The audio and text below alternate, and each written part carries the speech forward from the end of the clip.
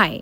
Mehandipur Balaji temple के बारे में तो आप सब ने सुना ही होगा और जिन्होंने नहीं सुना उन्हें मैं बताती हूँ। तो आज हम जाने वाले हैं मेहंदीपुर बालाजी, और मेहंदीपुर बालाजी टेम्पल राजस्थान में है। और यहाँ जाने से पहले बाल खुले, परफ्यूम ऐसा कुछ भी नहीं लगाया जाता है। अगर सिंपली भाषा में कहे तो अगर आपके साथ कोई नेगेटिव एनर्जी या फिर पैरानॉर्मल एक्टिविटीज हो रही है तो इससे आप मुक्ति पा सकते हैं यहाँ जाने के बाद। हम जा रहे हैं दिल्ली टू राजस्थान। हमारी ट्रेन है रात को 11:30 बजे दिल्ली कैंट से। मैंने 2-3 साल पहले इस टेम्पल के बारे में जाना था। मैंने बहुत सारी स्टोरी सुन रखी है इसके बारे में। और मैं अकेली नहीं जा रही हूँ, एक आंटी है मेरी, उन्हीं के साथ मैं जा रही हूँ। उनके घर में भी किसी के साथ ऐसा हुआ था, लेकिन वहाँ जाने के बाद उन्हें इस चीज से बहुत राहत मिली। फिर हमने टिकट लिया और ट्रेन में इतनी ज्यादा भीड़ थी, मैं तो सोच भी नहीं सकती थी, लेकिन फाइनली हमें तो सीट मिल गई। टू बी ऑनेस्ट, रात में इतनी ज्यादा ठंड थी, मैं सोच भी नहीं सकती थी। रात को 2:30 बजे हमारी ट्रेन हमें बांदीक्यू स्टेशन पे छोड़ देती है और हम राजस्थान आ चुके हैं। इतने सारे लोग थे, मुझे लगा था कि हम अकेले ही है, लेकिन नहीं। उसके बाद हम स्टेशन से बाहर गए और हमने एक ऑटो लिया और 40 मिनट का रास्ता था बालाजी टेम्पल। वहाँ जाने के बाद हम एक रूम लेते हैं। पहले तो नहाना पड़ता है, और नहाने का सोच के मुझे और भी ज्यादा ठंड लग रही थी। मैं सोच रही थी यहाँ मेरे ये हाल है, अगर मैं मनाली घूमने चली गई तो फिर तो मैं वहीं जम जाऊंगी। लेकिन फाइनली बहुत सोचने के बाद मैं नहा ली और कुछ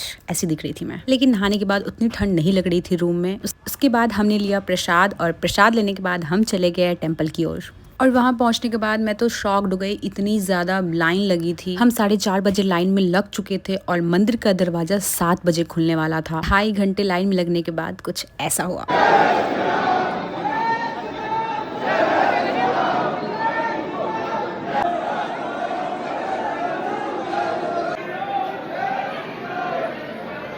इतने सारे लोग नारे लगा रहे थे, इतने लोग थे, मैं तो देख के एकदम अचंभव थी कि इतने सुबह सुबह इतने सारे लोग। और ये रहे हमारे बालाजी।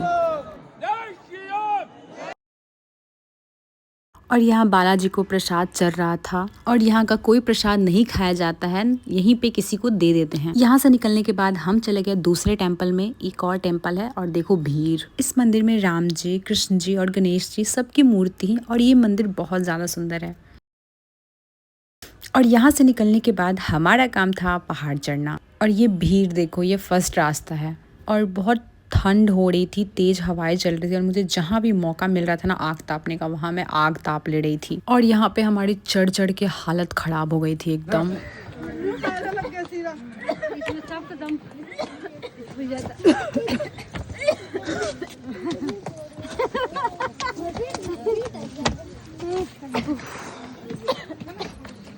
यहाँ हम सभी बहुत ज़्यादा थक गए थे, और मेरा बहुत ज़्यादा दम फूल रहा था सीढ़ी चढ़ चढ़ के।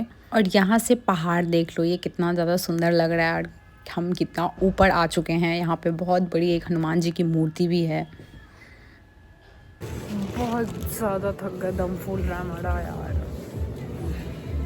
और यहाँ मैं कंफ्यूज थी कि ये पॉल्यूशन है या फिर धुंध है। अब ये हमारे व्यूअर्स डिसाइड करने वाले हैं। फाइनली 3 किलोमीटर चढ़ने के बाद हम आ गए भैरव बाबा मंदिर।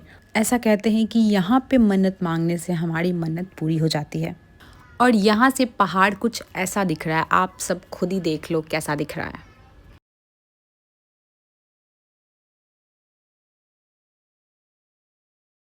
और हम यहाँ ऊपर आके खूब पहाड़ देख रहे थे, मस्ती कर रहे थे, अच्छा लग रहा था। सब भी फोटो क्लिक कर रहे थे, वीडियोस बना रहे थे, मैं भी बना रही थी।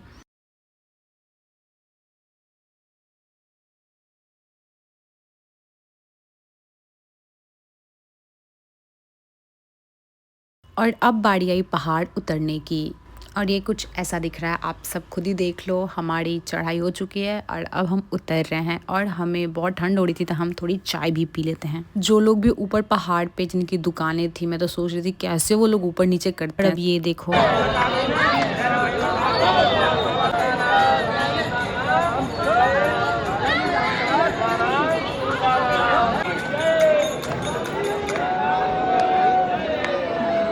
लिटरली थोड़ी देर के लिए तो मैं भी डर गई ये देखी कि ऐसा सच में हो रहा है। और ये हनुमान जी की सबसे बड़ी मूर्ति जो कि बहुत सुंदर लग रही थी। उसके बाद हम आ गए थोड़ा खाना खाने, क्योंकि हमें लगी थी भूख। ऐसा कहते हैं कि यहाँ से जाने के बाद पीछे मुड़ के नहीं देखा जाता है। अगर आपको कोई आवाज़ भी आती है तो आपको पीछे नहीं मुड़ना है। तो कैसा लगा आपको हमारा ब्लॉग? अच्छा लगे तो लाइक एंड सब्सक्राइब ज़रूर कीजिएगा। चलो बाय बाय।